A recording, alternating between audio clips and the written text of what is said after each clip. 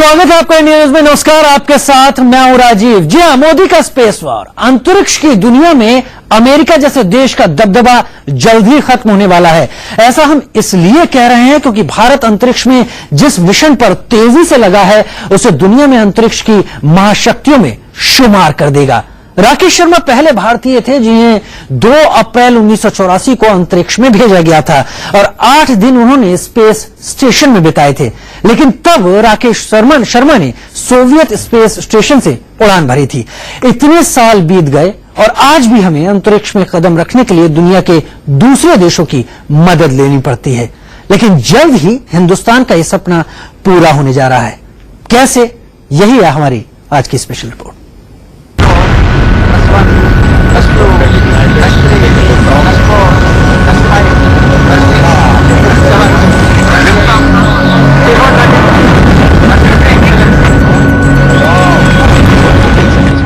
तैयार हो गया दुनिया जीतने का मेगा प्लान।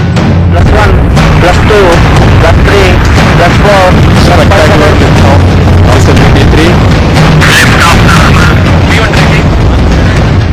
15,000 करोड़ में भारत बनेगा अंतरिक्ष का बादशाह।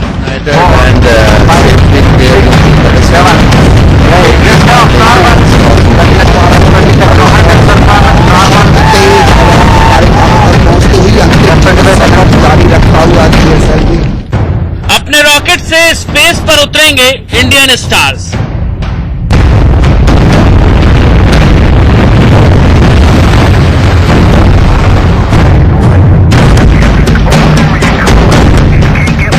चंद्रमा पर चहलकदमी होगी, मंगल पर बनेगा मोदी का मास्टर प्लान।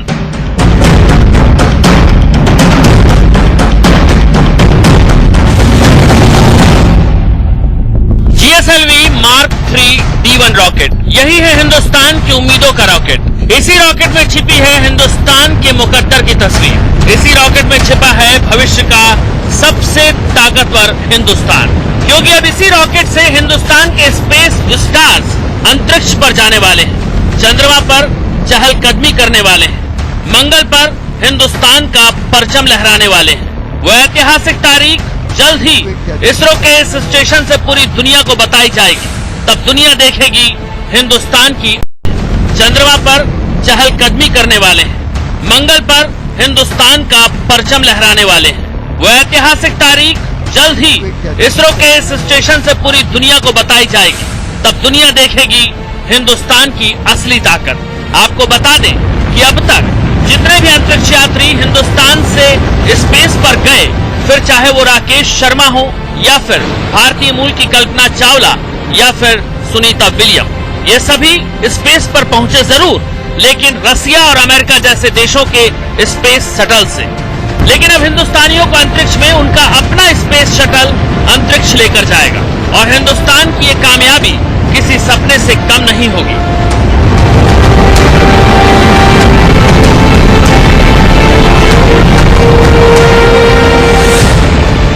कामयाबी की तरफ कदम बढ़ाया है इसरो ने। भारत के जीएसएलवी मार्क 3 D1 रॉकेट का जिस दिन श्रीहरिकोटा से सफल प्रक्षेपण किया गया, उसी दिन से ये सपना सच होने की दिशा में आगे बढ़ गया।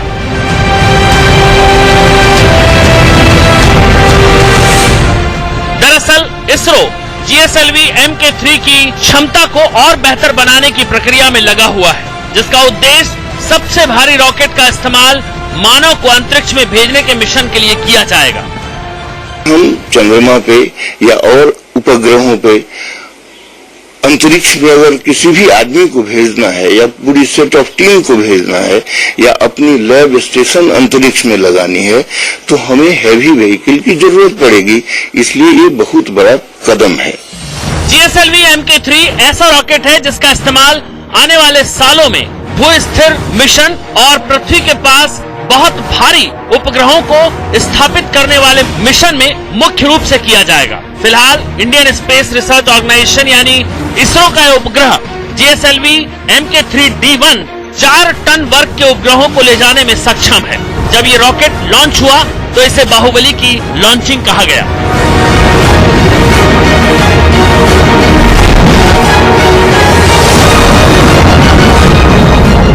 महज 16 मिनट बाद सैटेलाइट को अंतरिक्ष की कक्षा में सफलतापूर्वक स्थापित किया गया।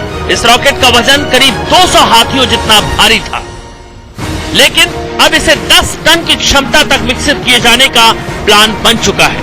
यानी अपने वजन के साथ साथ ये रॉकेट 10 टन का अतिरिक्त भार अपने साथ ले जा सकेगा और इस पर तेजी से इसरो में काम हो रहा है।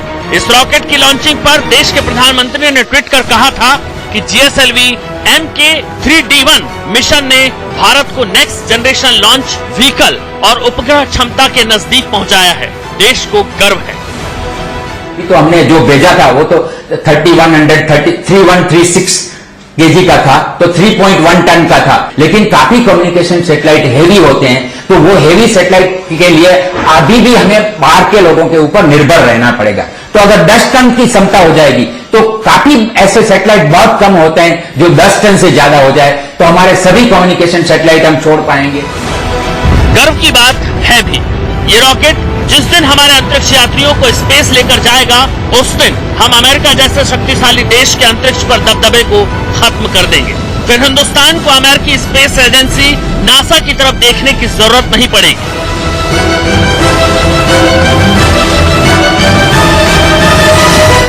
ये रॉकेट मेड इन इंडिया है। फिलहाल ये रॉकेट डिजिटल इंडिया को सशक्त करने के मिशन पर जा चुका है, लेकिन जैसे ही इस रॉकेट की ताकत में इसरो इजाफा करेगा, यही रॉकेट अंतरिक्ष यात्रियों को भी लेकर जाएगा।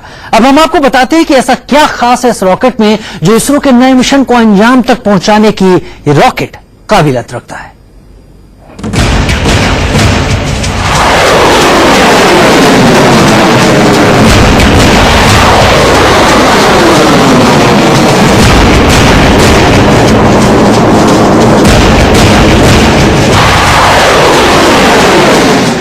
हाथियों की ताकत वाला 640 टन वजनी है GSLV Mark 3D1।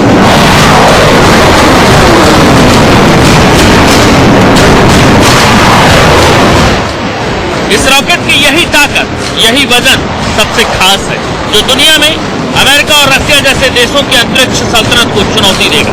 इसीलिए इसे दानवाकार रॉकेट कहा जाता है।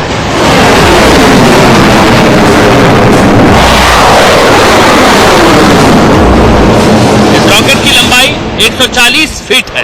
भारत को अभी तक 2300 किलोग्राम से ज्यादा के वजन वाले संचार उपग्रहों के प्रक्षेपण के लिए दूसरे देशों पर निर्भर रहना पड़ता है, लेकिन अब इस दिशा में देश आत्मनिर्भर हो चला है। क्या हो गया कि पहले तो हमारी ये क्षमता कि हम कितना बड़ा सैटेलाइट कौन सी ऑर्बिट में भेज सकेंगे, ये काफी बढ़ गई। तो पहले तो फायदा ये होगा कि अभी तक हम जो हमारे सैटेलाइट थे, काफी हेवी कम्युनिकेशन सैटेलाइट थे, वो हम दूसरों के जरिए भेजते थे, दूसरों के रॉकेट के जरिए भेजते थे। तो अभी हम अपने सैटेलाइट कम्युनिकेशन से, जिसकी काफी जरूरत है, ट्रांसपोंडर की जरूरत कितनी है वो आप जानते होंगे, तो ये ट्रांसपोंडर जो चाहिए जो कम्युनिकेशन सैटेलाइट में होते हैं, तो अभी हम अपने रॉकेट के जरिए भेज सकेंगे।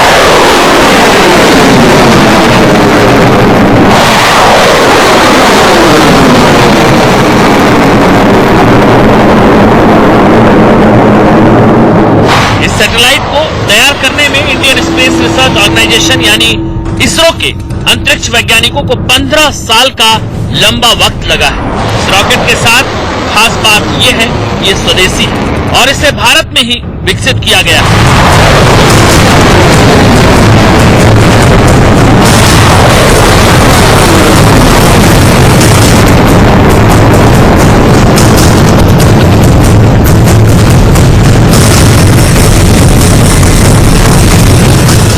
उपग्रह को अहमदाबाद में स्थित स्पेस एप्लीकेशन सेंटर यानी SAC में बनाया गया है। इस रॉकेट में क्रायोजेनिक इंजन लगाया गया है, जिसके लिए लिक्विड ऑक्सीजन और हाइड्रोजन को ईंधन के तौर पर इस्तेमाल किया जाता है।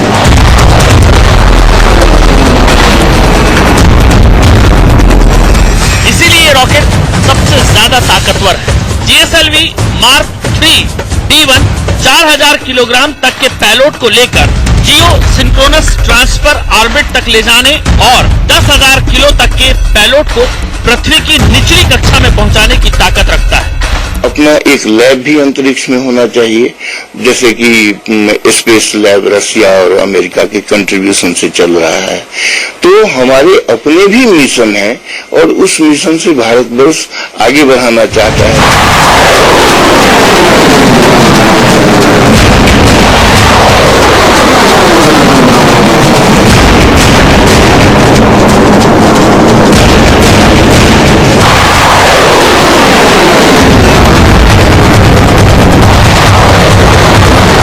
फिलहाल इस विशालकाय रॉकेट का यात्री एक विशालकाय संचार उपग्रह यानी GSAT-19 है।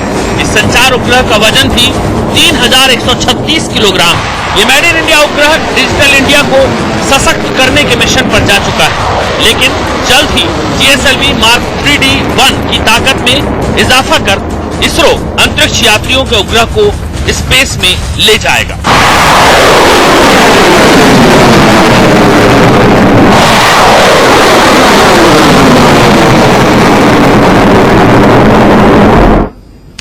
अंतरिक्ष में अमेरिका जैसे देशों की बादशाहत को खत्म करने के लिए इसरो जीतों मेहनत कर रहा है। 15 साल की कड़ी मेहनत के बाद इस भारी भरकम रॉकेट को बनाने और लॉन्च करने के बाद इसरो आगे के मिशन में कितनी शिद्दत से जुटा है, हम आपको उसकी तस्वीर दिखाते हैं।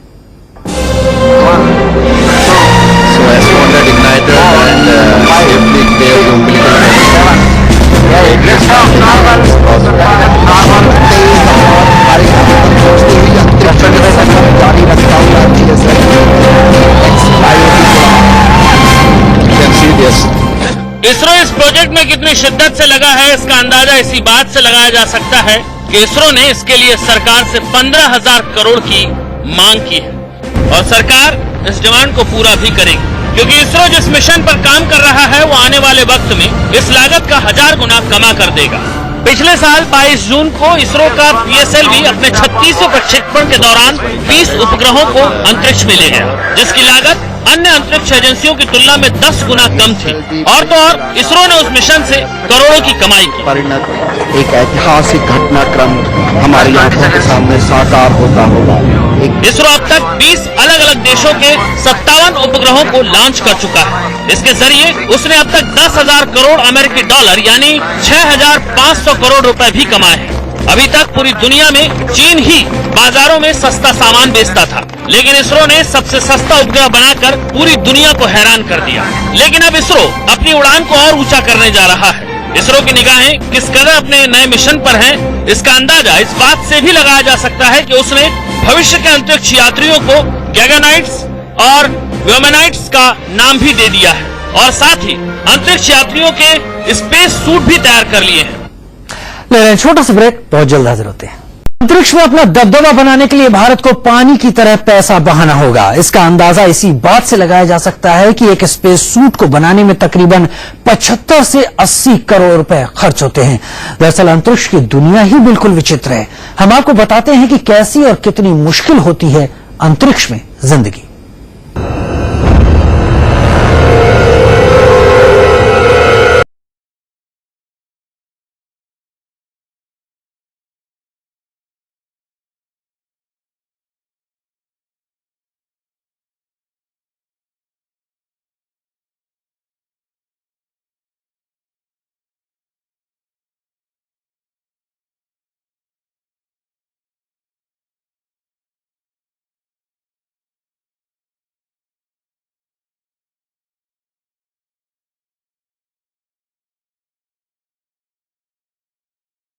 मन में हमेशा ये जानने की जिज्ञासा रहती है कि अंतरिक्ष यात्री अंतरिक्ष में कैसे रहते होंगे, वो क्या खाना खाते होंगे, उनका वॉशरूम किस तरह से होता होगा, उनके सोने का बेड कैसा होता होगा। दरअसल अंतरिक्ष में गुरुत्वाकर्षण का प्रभाव खत्म हो जाता है। ऐसे में अंतरिक्ष यात्रियों की जिंदगी सामान्य जिंदगी से बिल्कुल अलग हो जाती है। उन्हें हर पल परेशानियों का सामना करना पड़ता है। तो आसान नहीं है अंतरिक्ष को जीतना, लेकिन भारत उन्हीं कोशिशों में लगा हुआ है। छोटे से ब्रेक का वक्त है, जल्द हाजिर।